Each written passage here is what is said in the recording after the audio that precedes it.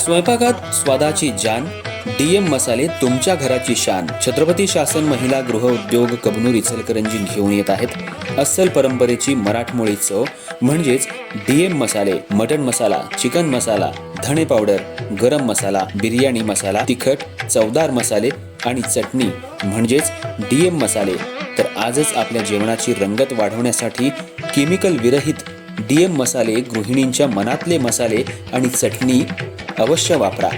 DM मसाले महिला बचत गटाद्वारे करणारे स्वच्छ माफक दरामध्ये म्हणजेच डीएम मसाले. संपर्क दिव्याताई मगदूम, मोबाईल 9130802255.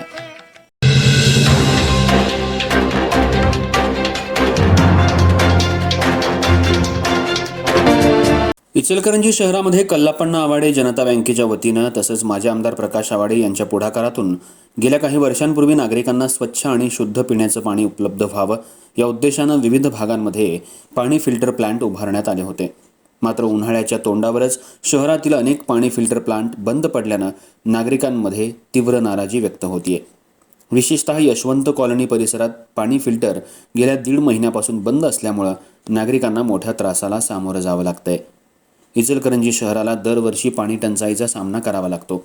काही वर्षांपूर्वी शहरात कावीळची साथ मोठ्या प्रमाणावर पसरल्यानंतर नागरिकांना शुद्ध पिण्याचं पाणी मिळावं यासाठी माजी आमदार प्रकाश आवाडे यांच्या माध्यमातून शहरातल्या विविध ठिकाणी पाणी फिल्टर प्लांट उभारण्यात आले होते. कल्लापण्णा आवाडे जनता बँक तसंच इतर संस्थांच्या सहकार्यानं हे प्रकल्प सुरू करण्यात आले होते. सुरुवातीच्या काळात या प्लांटची देखभाल आणि दुरुस्ती संबंधित संस्थांकडून केली जात होती. त्यानंतर काही भागांमध्ये स्थानिक कार्यकर्त्यांकडे जबाबदारी देण्यात आली. मात्र गेल्या काही महिन्यांपासून अनेक ठिकाणचे फिल्टर प्लांट बंद अवस्थेत असल्याचं चित्र पाहायला मिळतंय. शहरातील यशवंत कॉलनी परिसरात पाणी फिल्टर गेल्या 1.5 महिन्यापासून बंद असल्यामुळं नागरिकांमध्ये संतापाची भावना निर्माण झाली आहे. उन्हाळ्याच्या दिवसात पिण्याच्या पाण्याची गरज वाढलेली असताना हे प्लांट बंद असल्यामुळं नागरिकांना लांब अंतरावरून पाणी आणावं लागतंय. काही नागरिकांना खासगी पाणी विक्रेत्यांकडून जादा पैसे मोजून पाणी खरेदी करावं लागत असल्याची परिस्थिती निर्माण झाली आहे. नागरिकांच्या म्हणण्यानुसार आमदारकी आणि महापालिका निवडणुका संपल्यानंतर लोकप्रतिनिधींनी या प्रश्नाकडे दुर्लक्ष केल्याची भावना परिसरात व्यक्त होतीये. गोरगरीब नागरिकांसाठी सुरू करण्यात आलेली ही योजना आता बंद अवस्थेत असल्यानं हे प्लांट पुन्हा सुरू कोण करणार असा सवाल नागरिक उपस्थित करतायत. याशिवाय माजी आमदार प्रकाश आवाडे यांच्या निधीतून महानगरपालिकेच्या जागांमध्ये तब्बल 4 कोटी रुपये खर्च करून उभारण्यात आलेले काही पाणी फिल्टर प्रकल्पही सध्या धूळ खात पडल्याचं दिसून येतंय. महानगरपालिकेचा कर भरणाऱ्या नागरिकांना नाममात्र 100 रुपयात कार्ड देऊन दररोज 25 लिटर शुद्ध पाणी देण्याची योजना होती.